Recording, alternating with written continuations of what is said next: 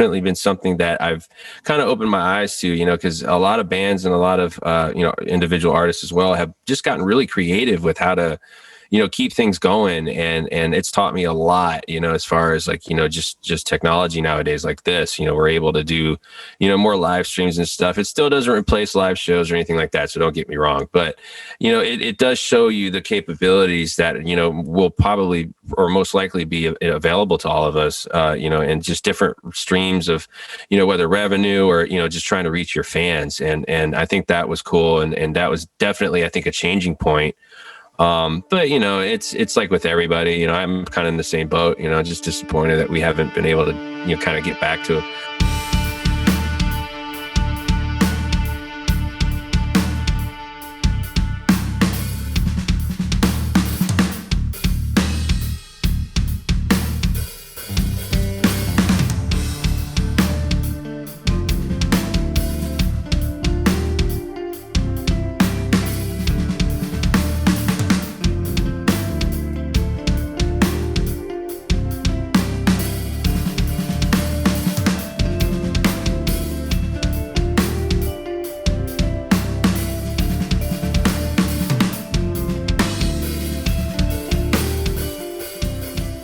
Let's talk about all things you. Oh yeah, here we go. Seriously though, what? First off, what was your year supposed to be like in 2020, and now how has it picked up and transpired into 2021?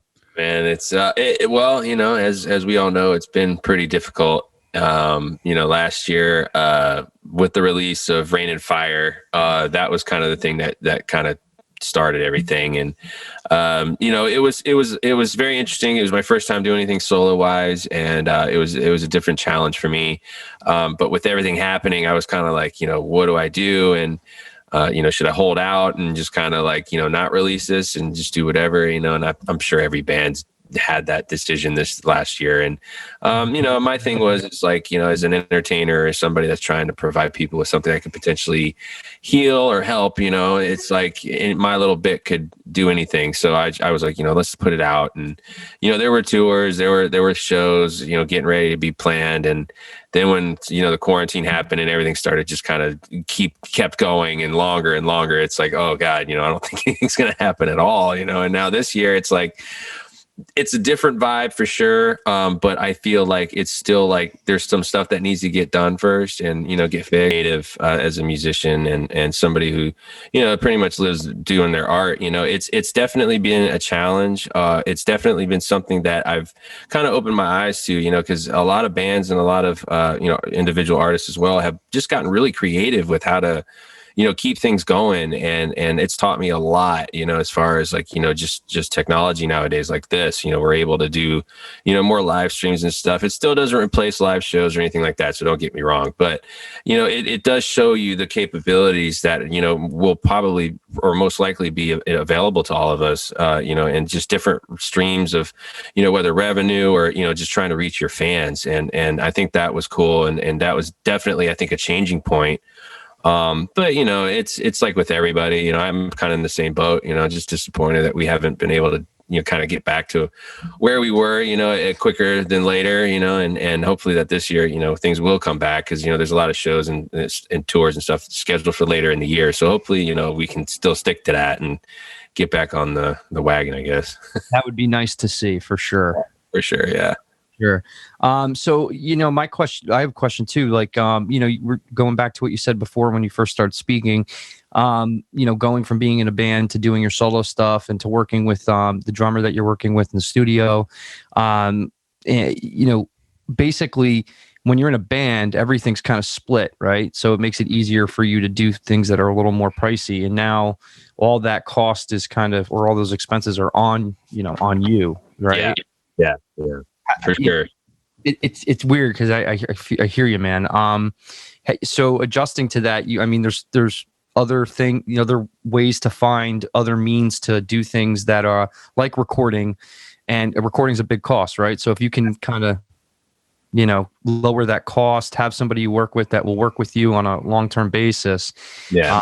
it's always good to establish that kind of partnership. So have you been able to do that without kind of going in the red and staying kind of afloat from that? Oh, definitely in the red. Yeah. But I mean, like most independent artists this year, definitely in the red. But I don't think anybody's in the green by any means. But I mean, it's interesting because you're right. You know, we've all had to look at this differently, and we've all had to adjust, and we've all had to adapt. I think that's the biggest word of the year. You know, is adapt. You know, because basically our business just completely cut out from underneath us overnight, and you know, no one was really prepared for that. So one thing is kind of explain your backstory. I know it because we're good friends. You and I are good friends with Russ Ray. Yeah. Oh, yeah, I love Russ. And I know you guys played in, what was the band you guys played? It was not Malfunction. I forget the name of Meka Nism. Meka Nism. And what was your thing about going solo? Because you're a smoking guitar player. I know you also you've worked with our good friend Machine. Mastered your record. Yes, he did a phenomenal job. Yeah, no, I love him. Machine's is the bomb. We love him. We love him. But you know, the thing is like being in that situation, you know, with Meka Nism, being in the kind of the South Florida metal scene, or Central Florida metal scene per se. I used to live there. I used to live in Winter Park. Oh, dude, that's I know where that is. Yeah, you're in Orlando, right? Yeah. Of course. No, I'm just saying that's cool because I live there. Oh, do you? Where you live in Winter Park? I live in Winter Park. Where is it? Above Guitar Center, which is but a gift and a curse. What street? Like Park Ave, like towards Rollins? It's in the village. The park. What is it? The Winter Park Village. Which is what, like University in 436? 1792. You live on that side. Okay. Yeah. It's like 1792, like right before downtown, like Mills area. Oh, okay. Like where Wills on Mills used to be. Yeah, exactly. I know exactly where you live. I was over by Full Sail. That's where I went. But, right on. Yeah. But I mean, the thing is coming into the Central Florida scene. I know, like from when I lived there, you know, almost 30 years ago, my age. I know like Sanford's come up. I know that there's been a very much a revival of that Central Florida area in Orange County where, you know, there's been more places for people to play. I have friends who still live there, obviously Russ being one of them.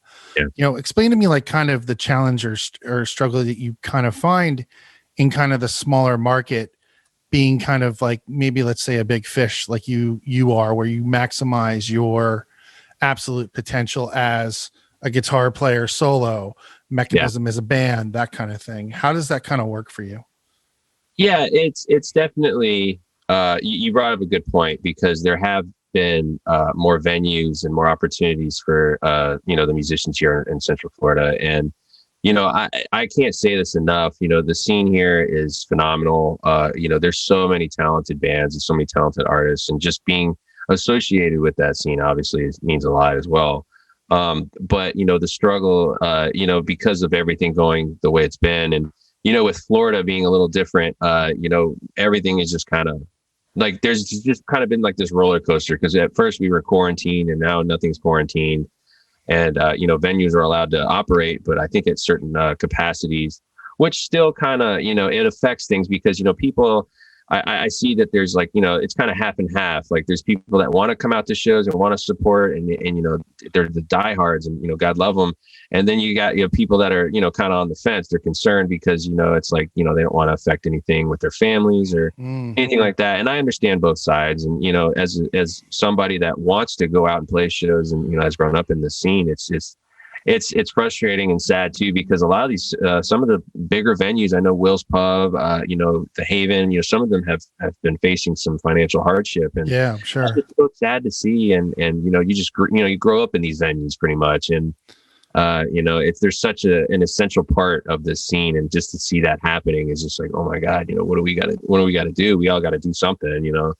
And, you know, the whole thing with me being a Meka Nism and then going solo, it was something that I just kind of wanted always to do. I grew up on those shred albums, you know, Joe Satriani, Steve Vai. You know, I love instrumental music, and the opportunity kind of presented itself out of nowhere.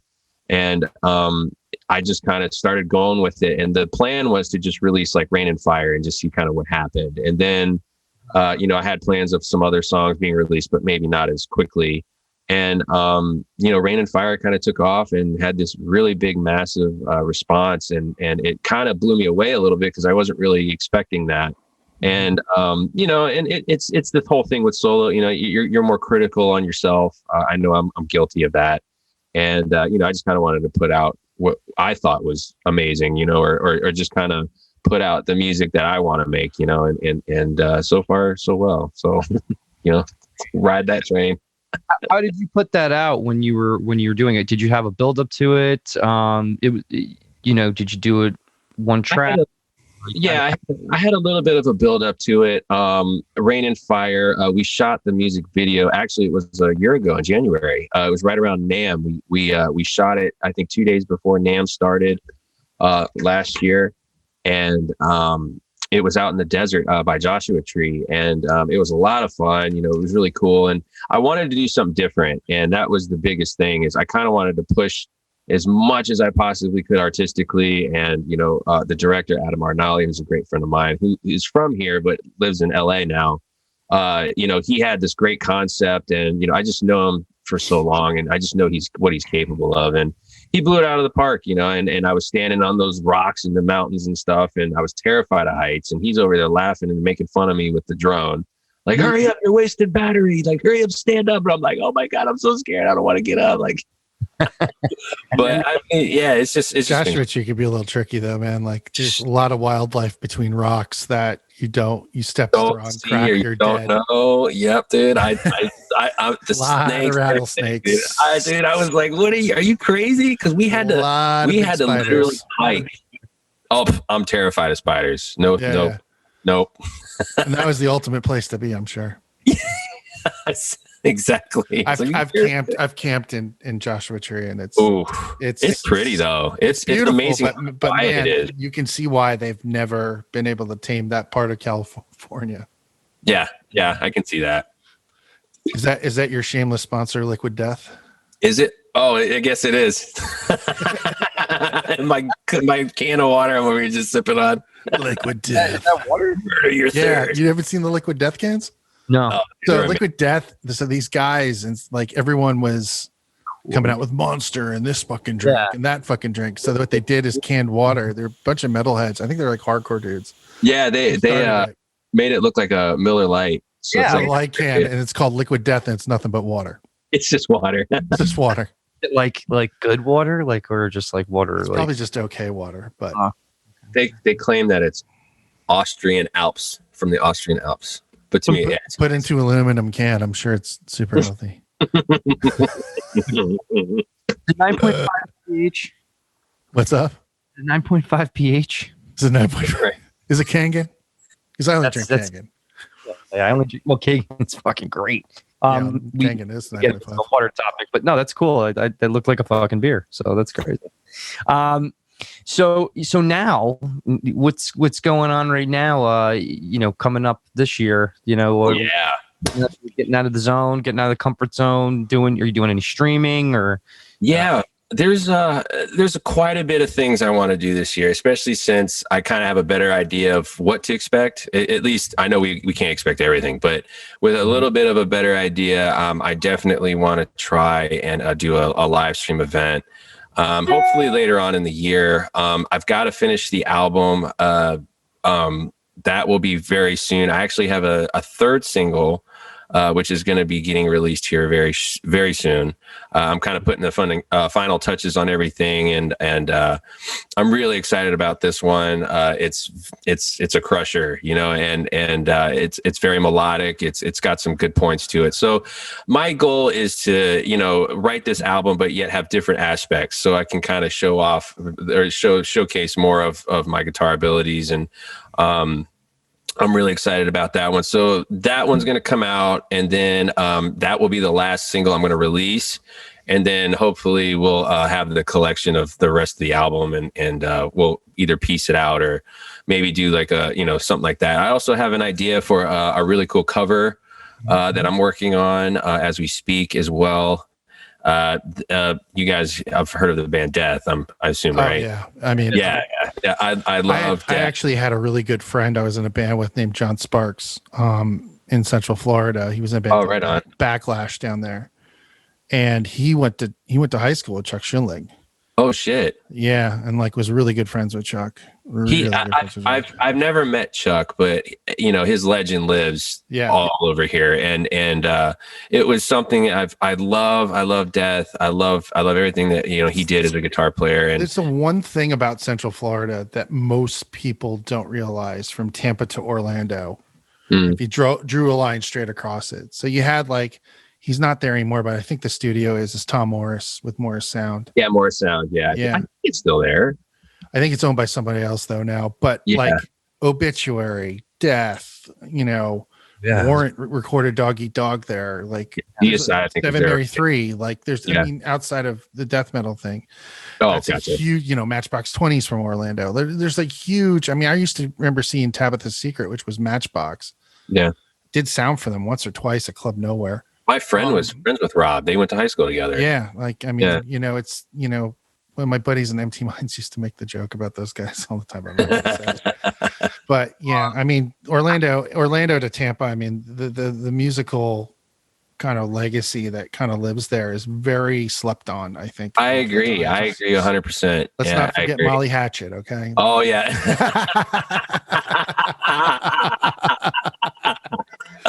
Pat Armstrong Recording Company. Oh man, no, but you're right though. You're right. You're 100% right. And I think with today, and because it is so slept on, I thought like maybe this is an opportunity to kind of like bring that back, or at least bring some sort of attention back to that, because I can't agree with you more. I mean, it's just so much history and so much root and the heavier music, metal, and it's it's like I think it's interesting too because it's like you're living in a place that's basically based on tourism.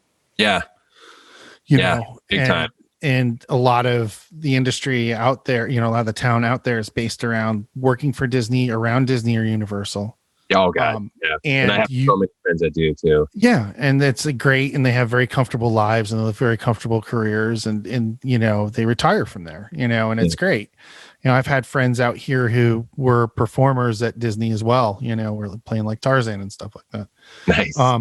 But the thing is like I feel like Orlando, let's just take it for example. Now, aside from any other time in history, as far as the music business has gone, I've watched friends of mine like Empty Minds, who are good buddies of mine, and their biggest thing was they could always get on Warped Tour. Oh yeah, and they would play the Downtown Social and sell that motherfucker out, sell House of Blues out, like no problem. But the thing is we were always out hustling every night on Orange Ave to get it done. Mm-hmm. Now you're at a point where you could be a worldwide sensation, live in Orlando, be able to do your thing. And it's so easy to record now, and being that Full Sail's there, I get it. Yeah. There's how many thousands of audio engineers being dropped out of that school every month. Trivium's from there. I mean, there's so much history that's coming out of Orlando now. It's not just the little sleepy city that houses Universal. I agree. So for you, it's like, I feel you have a great opportunity to kind of make large strides. Thank you. Because your social media presence is pretty dope. I mean, that's how I found you. I got nothing else to do. So. I'm just gonna post. But it's like I look at social media. It's got its goods and its bads, and in the situation I think that we're all in right now, it's just kind of the only way, or one of the only main ways we can get out there, whether it's Facebook, Instagram, but like Twitch, look at what, speaking of trivia, Matt's doing. Matt Heafy's Twitch is insane. I remember when he started, and a lot of people were kind of like, what's he, because I know that they were like one of the first bands to start doing that. Yeah. And he had that backpack, and when they would go on tour, and I was like, man, that is just great. Like, I didn't really know, obviously no one really knew what was going to happen. He's an interesting dude. Like he's phenomenal. I love Matt. I like how much of a renaissance man he is, because like if you listen to interviews or read interviews with him, he's also like a really big foodie. Yeah. Oh, yeah. Yeah. You know what? It's funny because when he posts, like I'll actually pay attention to what he posts food wise, because I'm always like, oh, I want to try some of these places, because I'm always looking for new places to go. It's and he does. I've told him several times, like, hey man, that restaurant you told everybody about last week, I went there. You were right. Yeah. It's dope. And in the business, and it's cool because he's creating a situation where he's helping everybody locally too. Yeah. And he's bringing awareness to that. So I'm all about that. I mean, when they did their live streams, they didn't go somewhere else. I mean, they did it right in Orlando, right at Full Sail. Right at Full Sail. Our good buddy Matt Woods mixed those. So okay, because my girlfriend's dad teaches at Full Sail. His name is Logan Bell, and you know him? I went there. Yeah, I know who he is. But he's a phenomenal guitar player and musician as well. And he had just helped me. We filmed the guitar playthrough for Light Bear. Like, I think it was a couple days after the Trivium thing at Full Sail, and I got to see the whole shindig they were, and I was like, oh my God, that is amazing. I didn't even know you guys had all that here, but they were like, yeah, Oh, dude, like we used to, just quick story. Like, so where the main campus is on University and 436 right there. Mm-hmm. So they used to have this place off Bennett that was an old like dirtbag club right across from like on 50 in Bennett. Okay. Right across from where Club Nowhere was, which is one of the first sound gigs I ever got was at that club. Nice. And they literally had this huge hall that was just like, it was like basically like an empty dance club that they acquired, or it was a theater at some point, a movie theater at some point. Oh, shit. Anyway, they were their live sound setup was at the time was the most sophisticated out of any of the schools, because they had a full-on Meyer rig. Like at the time was like a $300,000 PA. Yeah. Oh, geez. And I went there, proud to be from there. They haven't helped me out since. That's fine. I don't care. I've made my own success without them. Absolutely. But at the end of the day, I think that's such a good thing for that city. You know what I mean? And it's, even though they're in Winter Park, I mean, technically they're part of Orlando, but yeah. But yeah, I mean, they've always been a world-class facility. I mean, you've always been able to do things.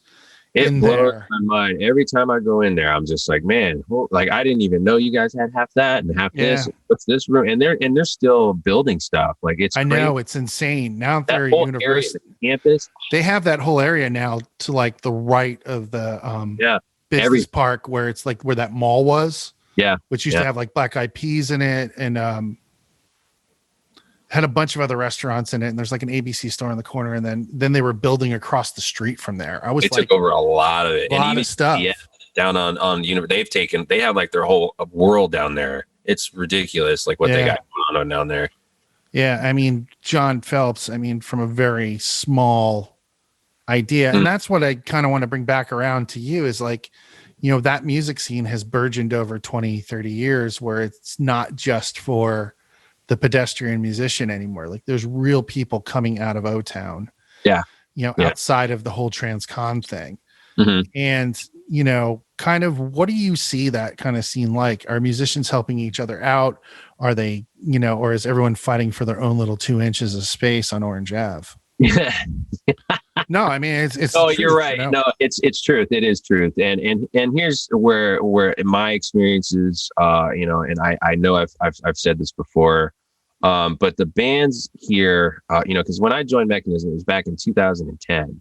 So it's been a straight decade of the Orlando scene. And by the way, let me ask you one other question in the middle of that. You kind of got started late on playing guitar. I'm a late, like the kid who I started playing in 2009. Before I joined so there you go. Like, the weirdest, to touch on that just for a second, just because I grew up. I don't think you mentioned that. I actually deducted that from your Instagram one day from a story. I was like, it's only been playing 10 fucking years. I mean, I feel like I'm playing catch up, and I regret not picking up the guitar earlier in life. My family was very musical. I grew up around, my mom was a DJ. I didn't really believe this until I grew up later, but she had all the records, all the vinyl, all the tape, all the CDs of every band, every genre. And like, I could remember, when I was little, I was very attracted to comic books and, those early Iron Maiden records and the Sabbath records, the records I wasn't supposed to touch. Like, those are the ones I was like, I want to know what that is. And that's what happened. And, my uncle, to this day, I still claim, I still thank him. And he taught me how to pretty much play, over the phone. Like he has this incredible ear, and he grew up, in Mississippi during the blues guitar, before B.B. King and Eldon were anybody. And he would tell me all these stories about like Muddy Waters and, Eric Clapton. Kind of like that Muscle Shoals kind of sound. Exactly. Like down there on the Delta. Oh, exactly. And he had stories he was like, yeah, this one time, I went to this club and, everybody was wondering what the heck I was doing in there. And all of a sudden this other guy walked in and no one knew who he was. And then he started playing guitar and everybody completely stopped talking and it was Eric Clapton. And he came in and he just like blew and Gary Moore, those guys would come in and just, because they wanted to play with these guys. They have one common thread. That generation of guitar players is Robert Johnson. Yep. Yeah, Robert Johnson played all through Mississippi, Alabama, Tennessee, and the Crossroads is in Mississippi, where he sold the soul to the devil, supposedly. Yeah, and he tell me about that because that was the legend. Because he grew up in Jackson. So and he knew Peavy before they were Eddie huge and Hartley Peavy. Yeah, but Hartley Peavy, yeah, exactly. And so just growing up with that, and him always playing guitar, and I always loved the guitar. I was into sports at the time, and I just didn't really put my time and focus into it. But then 2009, I'm playing basketball in college in a small school in Georgia. And I'm basically by myself. I didn't know anybody. And I'm like, what am I going to do with all my free time? And I'm like, you know what? I'm going to learn how to play guitar. And just like before YouTube was just scratching the surface and, all the instructional videos weren't out, but like I could just watch like Metallica and slow it down. And like, I could just try and learn as best as I could. And I always feel like I'm catching up, but yeah, that's pretty much what happened. How old are you? I am 35. I was born in 1985. It's on my knuckles. Son. All right. Yeah, dude, that's crazy. Chris Adler started playing drums when he was in college. So, it goes to show you, it's never too late to start. It's almost like the U2 story. Like, we got together and started playing instruments because we wanted to start a band, not necessarily we were musicians. Exactly. Right. The bands make each other better. Musicians make each other better sometimes when one's not very strong in one area. As long as you could, play root notes and make a song. Yeah, I agree with that. But soloing is a whole other thing, man. Like just to get really, really good that fast and streamline your playing, you must have had to put in some major hours, right, to be able to do what you're doing now. I think when I first bought my first guitar I had, which is funny because it kind of came full circle, was an ESP. It was an LTD Kirk Hammett guitar because I love Metallica. That's my band. Yeah, dude. And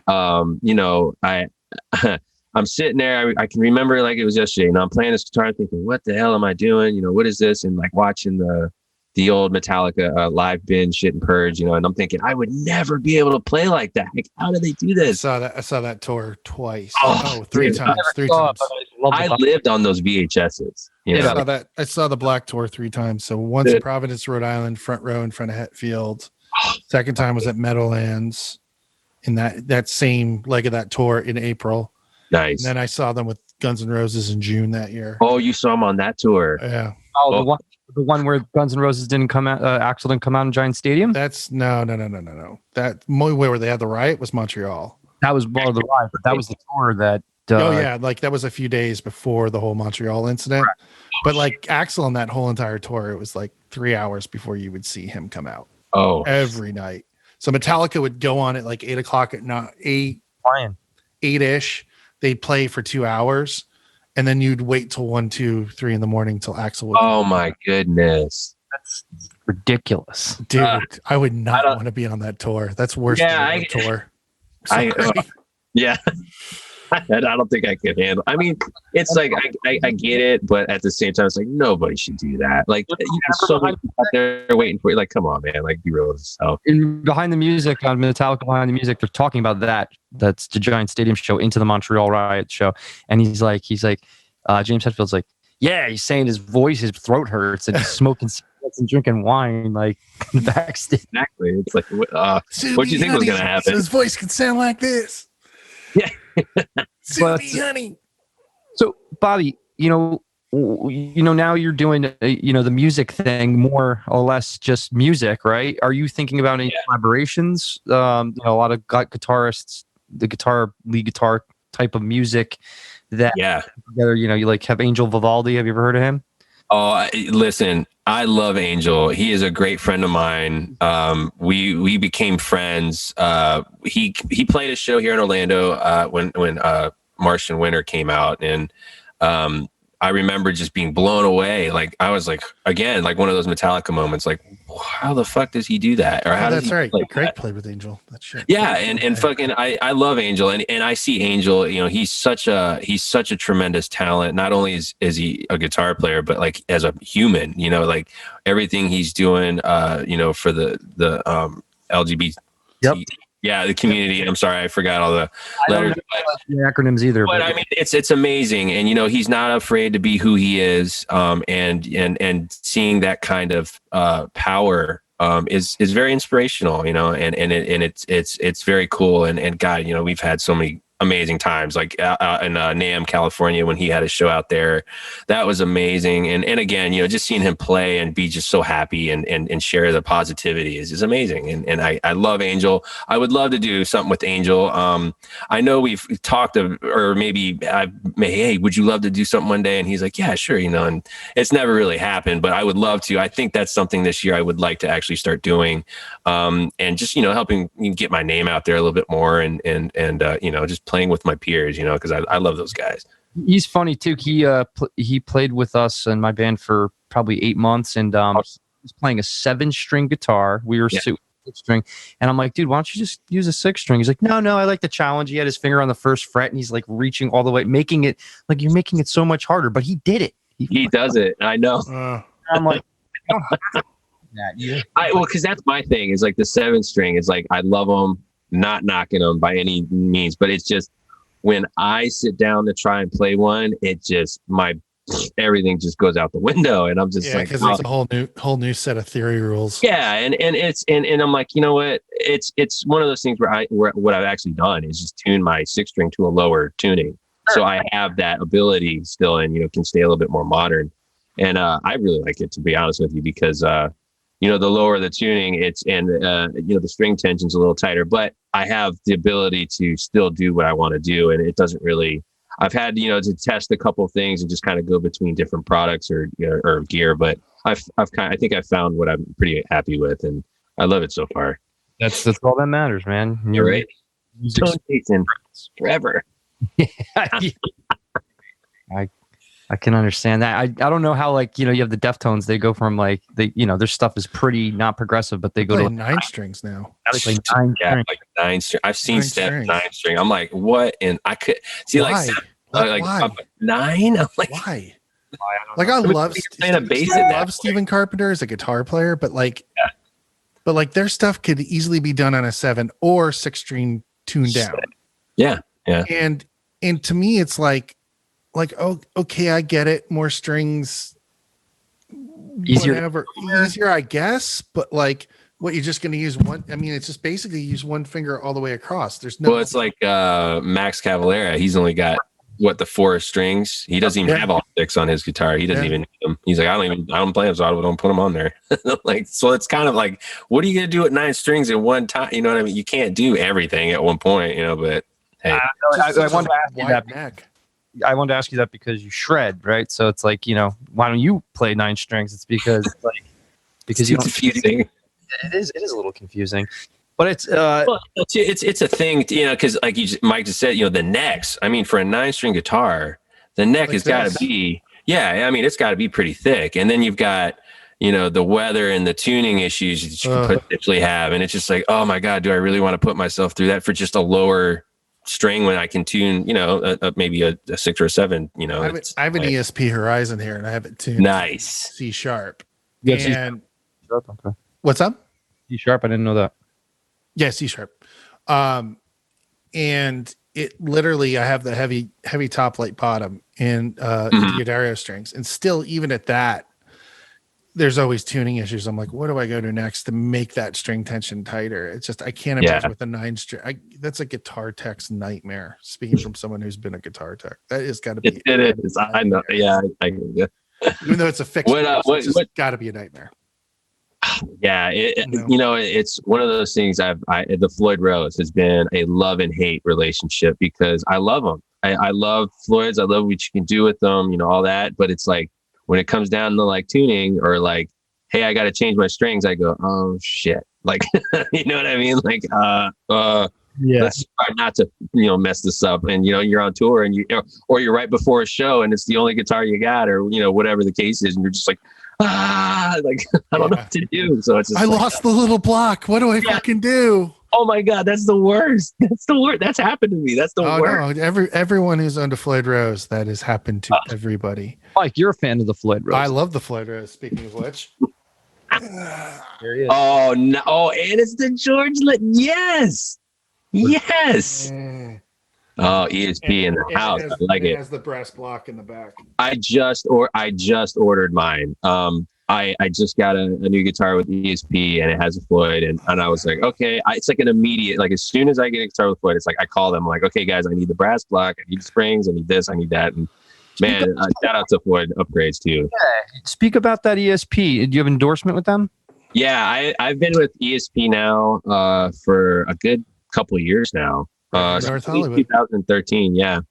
And man, they treat me like gold, literally. And I don't know why, but I mean, it's just like it doesn't matter. Like, if you're a bigger artist or you're a smaller artist, they treat everybody the same and they just go over and beyond. And my relationship with them has just been amazing. And shout out to Tony and Jeff and Matt and everybody. Oh, Matt Mastodon? Yeah, Matt, he signed up on my guitar. I love Matt. He's one of the nicest guys in the world. So I had good friends who were friends with Matt. We got the Minds actually from Orlando got a deal with ESP long time ago, and I got a few guitars out of it too. And they always hooked us up, man. They're amazing. And he's the president of ESP now, right? Yeah.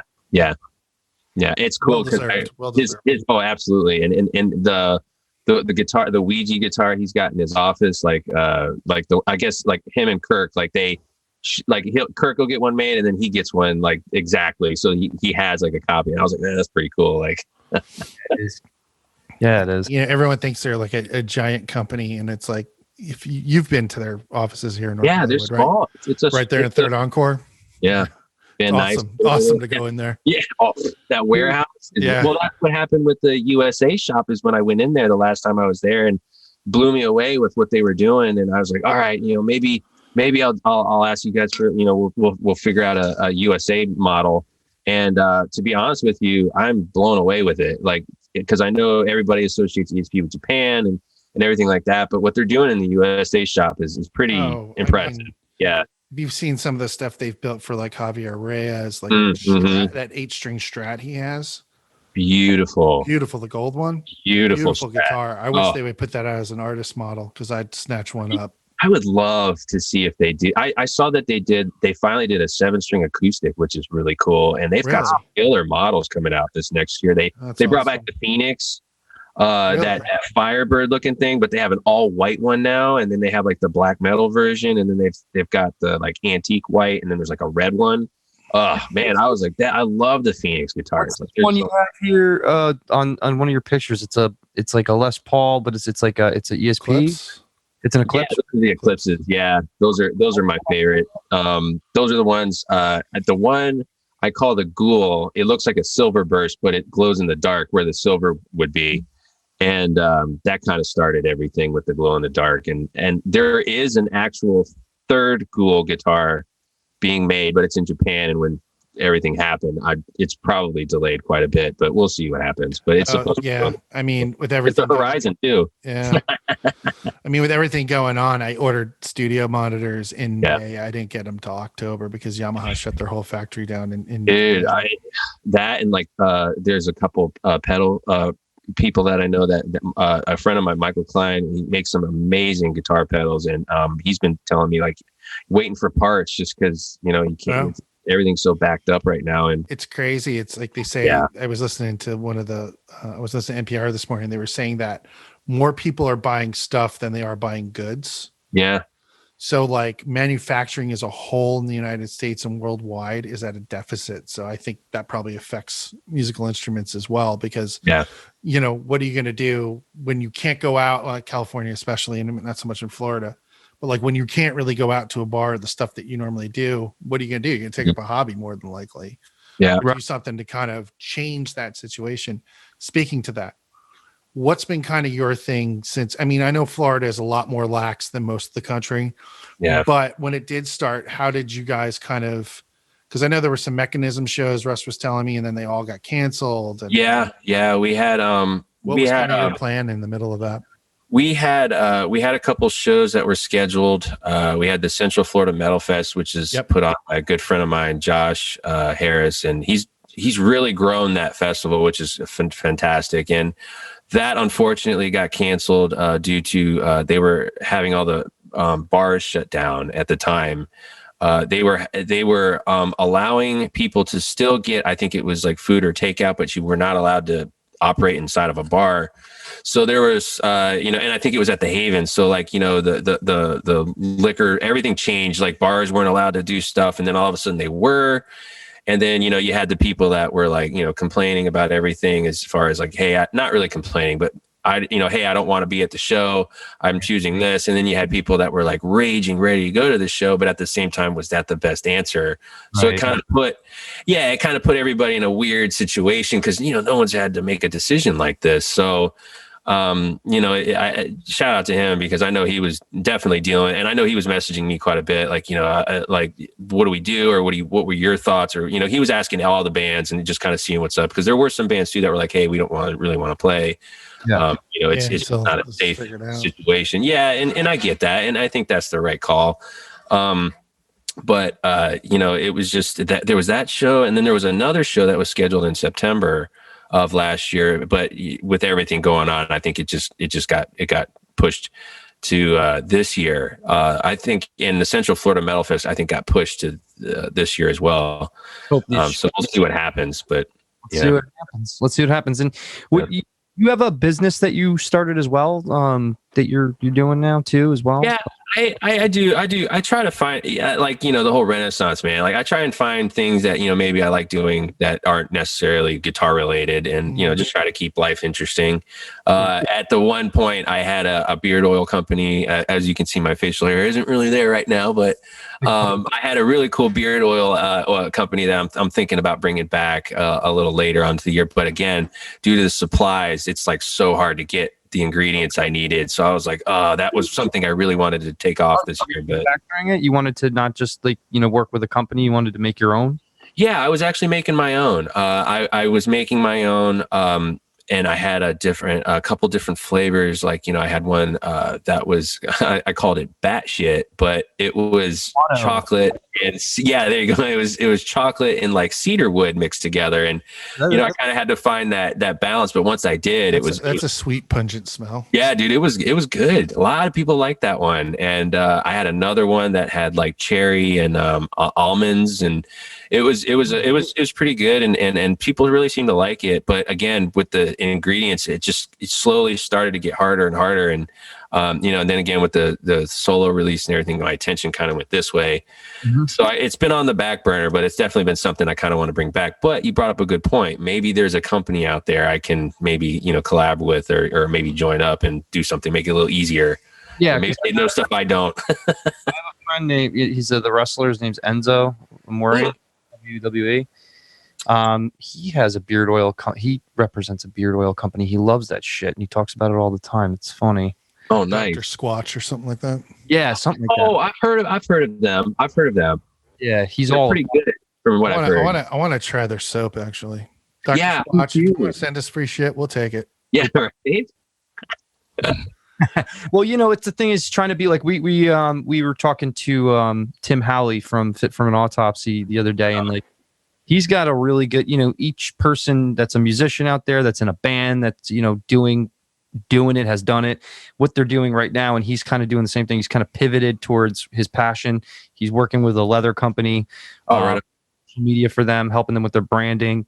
And then he's also really, really passionate about leather because he loves motorcycles, right? So he's also starting to manufacture like gun cases and stuff because he's just doing what he loves and like kind of. Yeah, he takes like custom orders of like leather products. So he's got a whole guitar strap company that's basically like they'll do like alligator print out of leather, so it's kind of sustainable. And then he was showing us his like concealed carry fucking holster that he makes, and like it's just insane how cool the stuff is. It's just interesting to see where your head's at, like what you're passionate about, and like just makes you more unique in your space when you're branding. Because like there's a million guitar players out there. What makes you more unique is obviously your playing, but what else do you like that you can put out on your social media? I love the beard oil was something great. As far as one of my other hobbies or passions is horror movies. Like I am. Nice. We have Dave from Dog Eat Dog. He's a big horror movie guy too. Oh, nice. You know what I mean, Mike? He's just like Niebuhr is got. There's guys out there who are like, all right, yeah, I'm kind of a horror fan.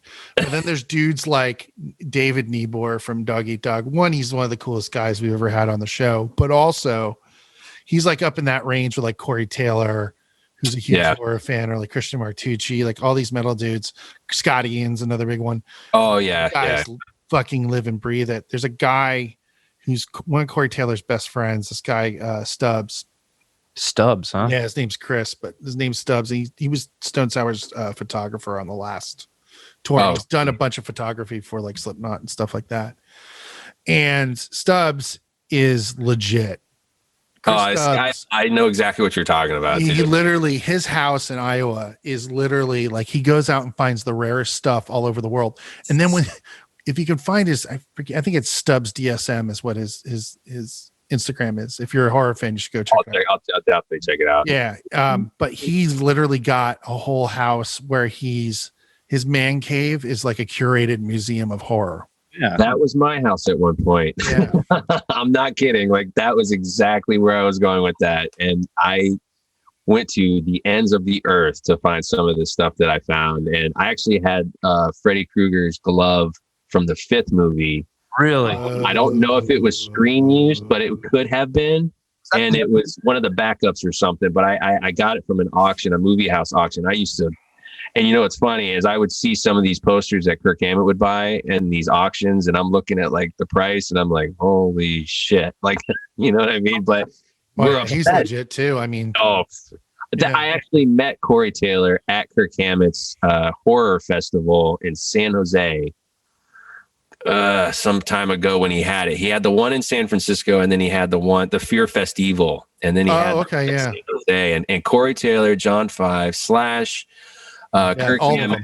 They were all there that second one, and I mean, just listening to like Corey Taylor talk about like his love, and you can tell, like you said, who the real horror fans are compared to I mean there's a whole where's that movie? I don't think you can get it anymore, but you can get it for a limited time. It was like everybody's experience related around horror films. I think I know what you're talking about. You know what I'm talking about? It was a huge ad on Instagram for a while, and I can't remember the name of it. It was like This Is Horror or something like that. As you can tell, I am not a horror film fan. I mean, I like it, but I'm a fan, but not like that, man. Yeah.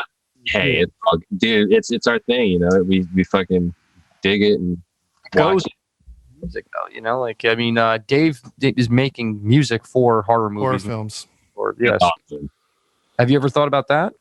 I have not, but now I am because I would. I mean, that was something too, like horror movies in the classics. I'm a huge classic Bela Lugosi, right? Creature from the Black Lagoon, Boris Karloff, all the original Universal. Yeah, I'm all into that old stuff. And the Creature from the Black Lagoon is probably my favorite movie. That one and Dracula. But like, some of those movies and some of those old 80s flicks, like they will inspire me to play or write. Like I will sit in a room, like in my old house, for instance, I used to sit in my man cave, and I had masks and props and toys, and it would give me like a creative energy, and it felt like a safe haven for me as well. And, I can totally like, agree with that or side with that, because it did the same thing for me. And today I still find comfort, in horror movies and watching them and like, hey, I'm going to come home, relax, and I'm going to watch Night of the Living Dead tonight. It's like, or Jaws. That was a huge one, I couldn't go in a bathtub like when I saw that, I know this is probably mainstream horror, but The Exorcist, like, the unedited, but probably that's still one of the greatest horror films of all time. With the skull in the background when she's like the lights are flickering when she comes in the house, and like she's her daughter's upstairs, and it's like the kitchen lights are flickering, and in the background it's that fucking face that that face. That movie scared me so good. Kind of looks like my face right now. Seriously, dude, that fucking face haunted me my whole life. Like when I was 5 years old, dude. Like I think when I was younger, it was Poltergeist. That's a good one. And there's so much like legend to that movie, like with all the deaths and the weird things that happened, and it's like it makes you wonder, My buddy lives out in that neighborhood where all that shit was filmed, like E.T., Poltergeist. Oh, shit. It still looks the fucking same. California? Back homes. Yeah, it's out in Santa Clarita, like out in that area, Canyon Country. No shit. Mm-hmm. Caroline, apparently there's some crazy fucking stories behind her. They said that she died because of like supposedly her cheeks were like blowing up. Supposedly, she had lymph node problem or something. But there's a story behind there that says that she was basically sacrificed or something very evil.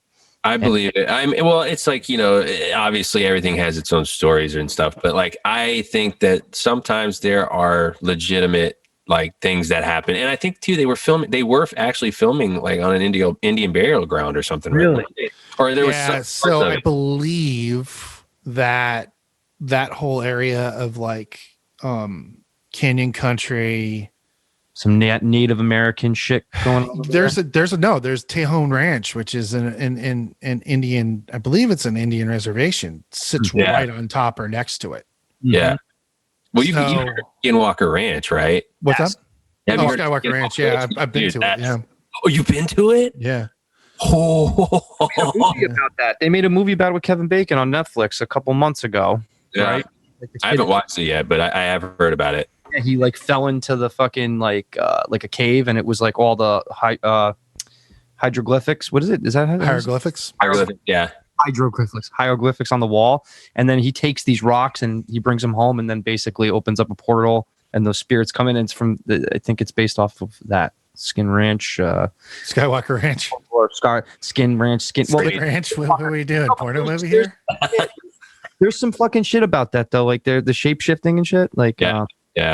Dude, it's like if you go to, we're getting off topic here, but this one's fun.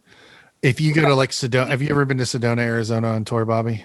I have not. I've driven through it. I haven't been to it, but I love. Spent some time in that town, and it's like supposedly there's some sort of metaphysical energy that surrounds the town. Is it on like the third parallel line or something? Yeah, I believe it is actually. Wow. That there's some weird shit that goes down from the there's like it's like a Bermuda Triangle of the desert kind of thing. Mm-hmm. Gotcha. So this shit's very interesting, and I mean I love diving into shit like this because that's what we're interested in, right? But at the same point, it's like these are the things that you talk about, and then you can put into your branding, right? That like make you who you are, and I bring it back to that because anybody who's listening to this is going to be a musician that doesn't know how or is kind of stuck or just needs some inspiration, right? So yeah, man, I mean you started in 2009, and it's only 2021, and you that is just fucking crazy, man. So thank you, man. No, thank yourself, but like putting that time in, I just can't imagine that because I had to start when I was like 12 or 10. I know. I'm right there with you, Greg. I'm a little angry right now.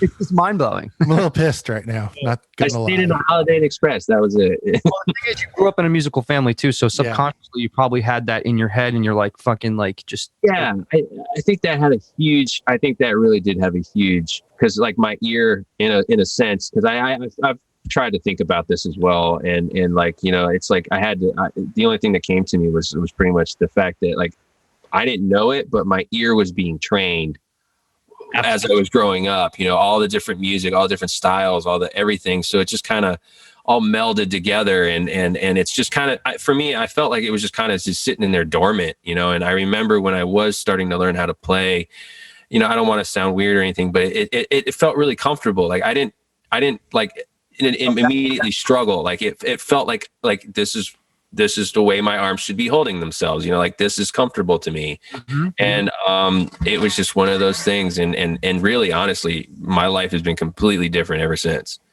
And not the way I thought it was going to go. But I mean, I'm very grateful. I've met so many, including you guys, I've met so many people along the way, and, just being somebody that, just works extremely hard at what they're doing and trying to perfect their craft. But at the same time, I'm able to help people, and I'm able to give people that inspiration, or say, hey, you know what? It doesn't matter when you start learning how to play, but you can learn how to play and you can do the best that you can. And that's all you can do, and as long as you can look at yourself in the mirror and say, hey, I did something today, I made myself better, that's all it is. And over time, it just stacks up. And I think that's where I'm lucky enough to exponentially. Exactly. I'm investing in myself, pretty much. And you were playing in a band from 2009 to now, or 2010 to 2020. I walked away, from Meka Nism. Not really, and there was no bad feelings or any kind of nonsense like that. It was more of just a personal decision. And I've got all the support from everybody, and that was in the band as well. And, it was a great part of my life. I know I wouldn't probably be here without that part in my life. And, I look back at it as some of the best times I've ever had. And I'm just trying to take that and apply it to here and, see where the next 10 years takes me, and we'll just see what happens. Well, hey man, if there was some stuff you want to leave people with today, where they could find, we want to go over that and just plug yourself a little bit. Yeah, appreciate it. Let's see. So my website is bobbykellerofficial.com. You can pretty much go there and find everything, your links to all the other social media. Instagram is bobbykellerofficial. What's youtube.com/bobbykellerofficial. And, you can pretty much Google the name and it'll show up. Thank God. Go to Bobby Keller's Instagram and you press the link. Yeah, there you go. That'll get you everywhere you need to go. Every media platform you could possibly want. And this is pretty awesome, dude. Oh, thank you, man. Yeah. Is this a Firelink? Or what is this?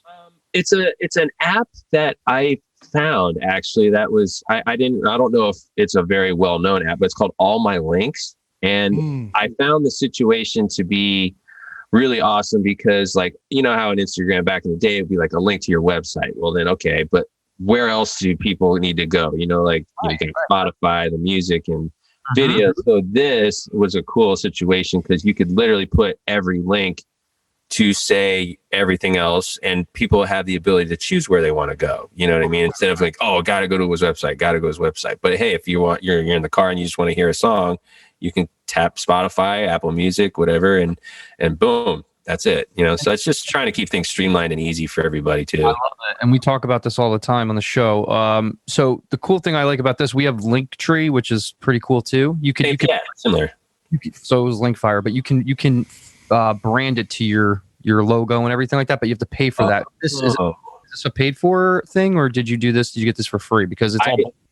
Yeah, I haven't paid for anything with them. I believe their app is free. I don't know if they have paid options, but it does everything I need it to do. Very cool. It's always cool to show people or tell people what they could do to make things easier. And I think this one's pretty impressive, Mike. If you went to his No, I've seen it. It looks amazing. Cool, because with Linktree you have to pay for a membership and you can't put your pictures on it unless you pay. So this one's really cool that you didn't have to do that. Oh yeah. Yeah, I've been using them for as long as I can remember, in the last probably year and a half maybe, and no issues whatsoever. And I've never paid for anything. So I'm like, all right, cool. I would if I had to, because they do such a great job. But hey, you keep it free, cool. That's right. So yeah, man. And is there anything else you want to say? I mean, we covered a lot. I know we had it was basically a nice conversation with you. Absolutely. the relatability factor here. You guys are from Florida. You know, Mike was in Florida. You're in Florida. My mom lives in South Florida, but not up there. So doesn't everybody from New Jersey and New York eventually migrate south? Yeah, They're like birds. it pretty, dude. Yeah, I've seen it. What's up, Greg? I didn't hear you. Snowbirds. Snowbirds. Yeah, exactly. I would just like to say thank you for having me. I mean, this has been amazing, a great conversation. I could talk to you guys forever, and I thank you to everybody who's tuning in, and thank you to everybody who's been really supportive this year. I obviously wouldn't be here without you guys, and with all this, nonsense going on, hopefully we can all just get on the other side. And, again, thank you, because it's been a huge year, and I really want to try and outdo last year. So let's just see what happens. But thank you, because I couldn't have done it without you guys. So that's awesome. Yeah. Thank you. Metal. Well, I guess that wraps it up for the hour on the Music Combine. Any questions? This will be aired in the next couple weeks. Mike will let me know. It'll be after the Tim Halley episode for Fit for an Autopsy, so that will be the last weekend. I love Fit for and that last album they put out. Oh, crushing. Do you know Tim? He's I don't know him. I met him once. When they played at the Haven. Fit for an Autopsy, we played at the Haven. I met him there, and I do see his social media. So. The leather work is insane. It's insane. Yeah, he's really top notch. And I didn't know he had like the guitar straps and stuff like that. So I'm like, yeah, I don't know if it's a company that I know this year he spoke to me about it. He was like, I'm going to start bringing that back. Probably. Nice. He wants to leather straps and actually make a business out of it, because he works with a leather manufacturer who could produce leather, do that kind of stuff. Yeah. Makes sense. It's all about evolution too. You got to keep your game strong, especially nowadays, because the music stuff is not exactly. I'd say it's. I think also too, it's like, coming from a business management point of view, which I do every day for people. You have to have those multiple streams of income. Have to. I think it's not even if you're a musician. I think anything that you do these days. Yeah, because it's not just. Yeah, it's not just one thing. But the thing is, like, when you're a musician now, based off the old model, it's not the same anymore. People don't want cramming your music down their throat. They want some diversity to see what's interesting in you, and then you're engaging them in a different way. It's a lot more of like that mystique is kind of let that guards down, where you're kind of like more personal with people now. It's like when I was a kid, when I went to the studio, it was an earned privilege. Yeah. Most people can have a recording studio on their fucking cell phone. So how do you create the illusion again that makes it exciting for people to entice and develop and do a lot of things? So very interesting. That's right. Good point. It's gonna keep being an ever growing thing where we're gonna keep applying these new methods, using new features on these platforms, and the more technology, it's gonna just keep increasing too. So that's gonna help us. Yeah, it's help or hurt. I don't know. Well, yeah, it could help or hurt. Exactly to that. It could help or hurt, but yeah, delicate dance, But it's definitely needed, and it gives, right now. I say this all the time. You have the opportunity as a musician, independent artist, to get in front of more people than you ever have and then playing shows, and by using paid advertising and organic advertising strategies, you're able to you can actually make a living without having to do the traditional model. And, that's not easy for most of us to do, because we come from an older school model, but it's going to be the necessity. It's the norm. And live streaming isn't the ideal way, but it's going to be here for the long term. It's going to be part of the ecosystem. I agree with that. I think it's not only going to be here, but it's like the other, it's like, okay, so a band, let's just use a huge band, for example, Metallica. So not only Metallica will they sell out arenas and everything going around the town, around the country or the world, but they can offer people the ability to see that show if they can't make it. So it's like, and then they have there's no cap. Right. So it's like, think about how much more money could potentially be made at the shows. It's interesting you say that. Kevin, what is his name? Who does Warped Tour? Kevin Lyman. He came out in Forbes magazine, I think just this week or the week before, and basically stated that he goes, we don't know what the new streaming economy is going to be because it's so new, so young, and it's so ever changing so quickly.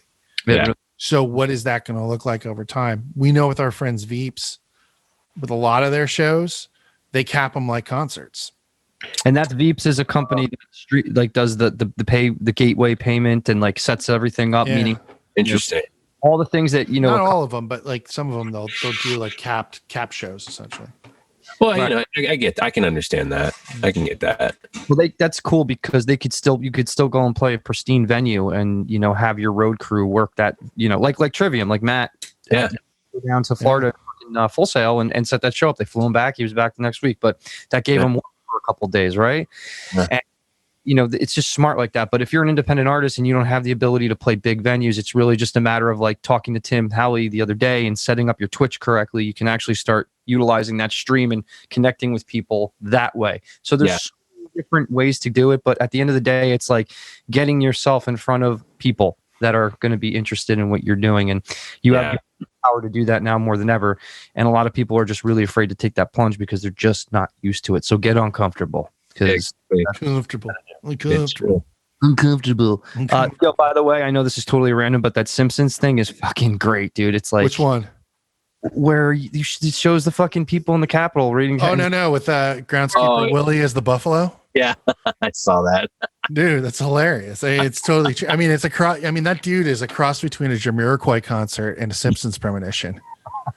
Well, they also prophesied. And I've seen both, Trump so they also prophesized Trump being president. Yes, they did. That's most definitely true. The Simpsons know stuff we don't, so I'm convinced. They got a handle on shit. But listen, I could probably go down the rabbit hole with you for another 3 hours, but I won't waste your time. Likewise, man. I love talking to you guys. Anytime you guys want to chit chat, you guys let me know. We'll definitely have you back on, man. Have you on the State of the Union. Anytime. So, yeah, in a few weeks, maybe we'll have you on the State of the Union, man. Sweet. Heck yeah. But hopefully that single will be out. We can talk more about that. Yeah, definitely. Let us know. Or I'll send it to you guys early. How about that? And then I'll let you guys decide on what. Please do. Yeah, for sure. For sure. Look forward to it, man. Hell yeah. So thank you guys. Appreciate your time. And yeah, seriously. Rock on. Thanks, Bobby. We'll talk to you soon. That's dude, right. Have a good one, brother. Cheers, man. Thanks, guys. Bye-bye.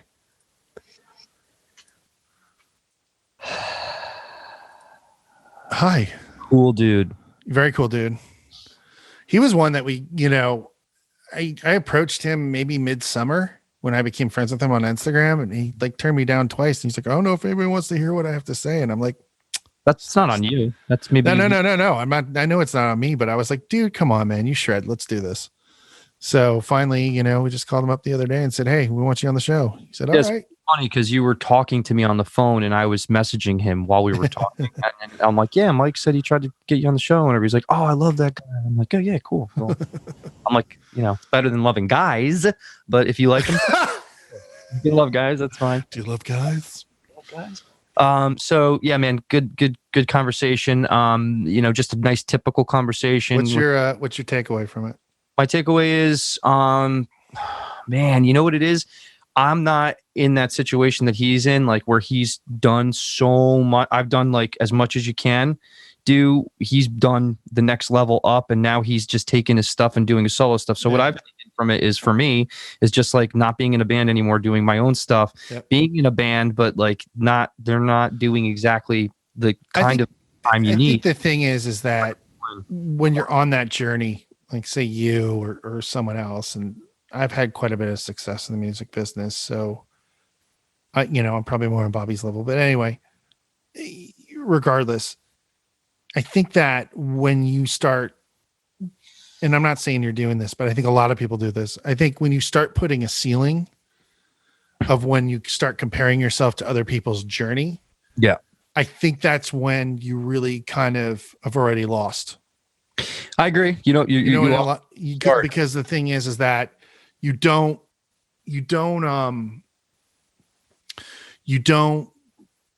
self-prophesize yourself and not trying to be weird about it, but you don't set those goals high enough for yourself. You must give yourself like a ceiling of like, oh, I've peaked here. I've only done this. And the thing is, I completely hear what you're saying. I'm just saying I'm comparing my experience and learning from somebody else's experience on how I can make my experience better. No, agreed. Essentially, like, what can I take away from that? It's like, okay, do your own stuff, be on top of it, fucking put it out. Don't be afraid to do it. Yeah, ever. That's what I think fear is the worst fucking thing in the world, and everyone goes through their tribes and tribs with it. Yeah. But I think that if you can negotiate and manage it, you would be far more successful. And I think, again, it goes back to, we're in a new year. We released our first new episode today with Ray and Anthony. Ray Marte from Moontooth and Anthony Lepardo from Westward Recording. Yep. I think you look at those guys and they are on the hustle every day of the week. I don't even think through the holidays they really had a day off, because they just love what they do and they're not at a clock, And that's the key word there. You love what you do. If you love what you do, you never work a day in your life. And their story, when you guys hear it, is it's very, very like they had an internship at the studio that they now own, but it wasn't work to them. They were just really happy to have the opportunity. And then all of a sudden they got these opportunities to work with other bands, and then they could record themselves, and they started recording themselves as friends and then recording other people. And then it just turned into a career, and they didn't look back. He's like, I don't know at what time where I was like, wow, I'm doing this full time now. I don't have to get like a regular crappy job or anything like that. And I mean, he had a good support system from his family. I mean, I will say that it's good to have your parents be the support, like to give you support for what you do and what you love to do, but also sometimes that's a hindrance because it makes it too easy for you. So there's a fine line with that too. Like, I started playing because my parents said no, and I'm like, no, yes, I am playing.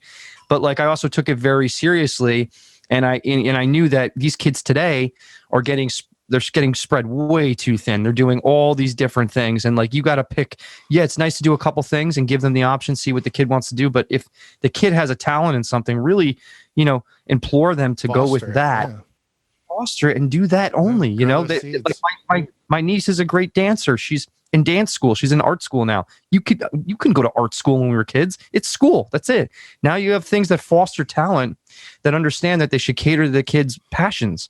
And that's the way it should be from the beginning. And, him starting at 2009, Bobby starting in 2009 and being from a family that fostered music, and like his mom was a DJ and he's been around music and was like showed music, and it inherently was in his subconscious. So when he picked up that guitar, it was an easy transition for him to go from sports to playing guitar, because when you play sports, you got to put in that same amount of work, like to get good at anything. Basketball is extremely hard. You got to put in a lot of fucking time. So, I mean, you take that discipline and you apply it to playing an instrument, you're going to do it. But when you're older, it's harder to do things because you're so used to not doing something and something for a long time. Only when you're little, that's usually when you start doing something and you really start putting in time. When you get older and you have real life hit you, it makes you not want to do things. But you really can. You could start playing guitar right now if you wanted to, and start learning and applying it and just getting better every week and put the time in. You can do it. It just shows you that, the guy started when he's only been playing for 11 years and he's fucking nasty. Right. So that's just mind blowing. Anyway, I digress. I digress. But listen, I got to go to a meeting. Thank you for taking the time to, listen to this. And guys, any questions, comments, or anything, we are all ears. Come on down. themusiccombine.com. Every episode's on there, every media platform. And also always be ready for live streams on Sunday nights at 5 p.m. Pacific time, 8 p.m. Eastern time for the State of the Union, where we review the best news in music this week. And this week's going to be a chock full fucking rodeo of articles, I think. We're going to be covering Gibson Mesa Boogie, right? Oh, that one definitely. We're going to talk about John Schaefer from Iced Earth storming the Capitol building. Oh, well, yeah, we got to talk about that. We got to talk about that, dude. Because it's too funny as that story unfolds at this hour as we record this. We talked to Tim about that. Yeah. Tim Howley. He's like, was it really the guy? No, he's now on the top 10 FBI most wanted list. Oh my God. Yeah. Not for being an Iced Earth.